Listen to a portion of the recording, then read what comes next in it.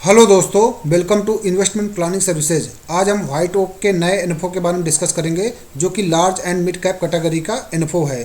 ये एनएफओ 1 दिसंबर को ओपन हुआ था और 15 दिसंबर 2023 को क्लोज हो जाएगा। मतलब अभी भी आपके पास इन्वेस्टमेंट करने के लिए 12 से 13 दिन है।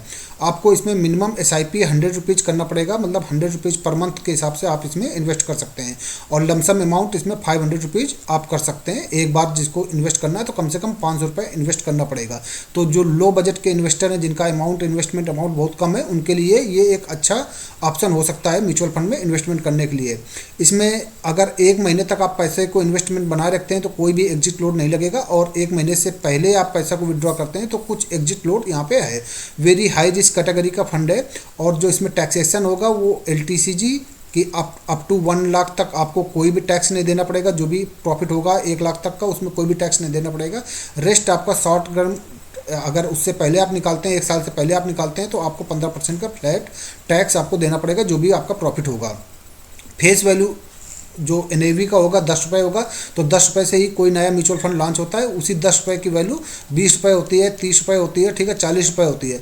तो जितने कम टाइम में 10 का 20 होगा, उतने कम टाइम में आपका अमाउंट डबल हो जाएगा, ठीक है। तो म्यूचुअल फंड में मेन होती है कॉस्ट ऑफ NAV, कि कितनी जल्दी NAV की वैल्यू बढ़े। NAV की वैल्यू बढ़ेगा तो आपका रिटर्न बढ़ता रहेगा। ओपन एंडेड फंड है, कि मतलब आपका जैसे एनएफओ क्लोज होगा उसके बाद भी आप इसमें इन्वेस्टमेंट कर सकते हैं कुछ दिन बाद। ये जो लार्ज और मिड कैप कैटेगरी होती है वो देश की टॉप 200 कंपनीज में पैसा इन्वेस्ट करती है।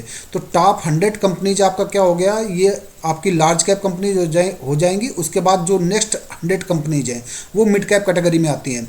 तो इस फंड में इन्वेस्टमेंट करने का क्या फ़ायदा रहता है कि जो लार्ज कैप की कंपनी होती हैं वो आपको स्टेबिलिटी प्रोवाइड करती हैं, और जो आपकी मिड कैप कैटेगरी की कंपनी होती है वो आपको ग्रोथ प्रोवाइड करती हैं। तो इसमें एक बहुत बढ़िया रिटर्न बन सकता है, ठीक है। तो हम बाकी सिमिलर कैटेगरी के कंपनीज के देखते हैं कैसे रिटर्न रहे हैं।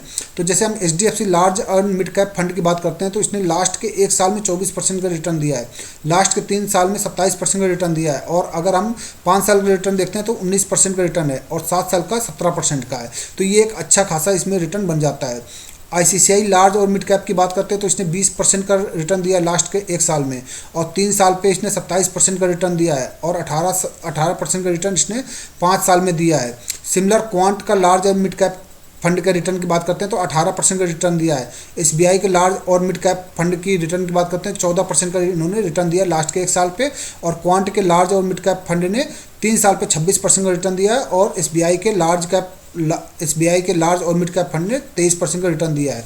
तो इस बेसिस पे आप देख सकते हो कि लगभग इसमें अगर ज़्यादा और लंबा चलेगा ये म्यूचुअल फंड, तो ये लगभग 20% का एवरेज रिटर्न आपको जनरेट करके देगा।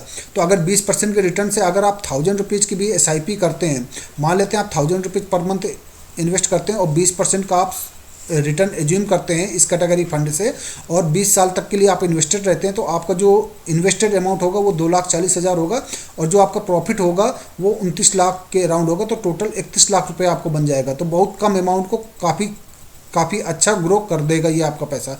तो इसमें इन्वेस्टमेंट करने के लिए या किसी और टाइप के म्यूचुअल फंड में इन्वेस्टमेंट करने के लिए आप मेरे से कांटेक्ट कर सकते हैं। ये मेरा कांटेक्ट नंबर है। आप चैनल को लाइक करिए, सब्सक्राइब करिए। Thank you.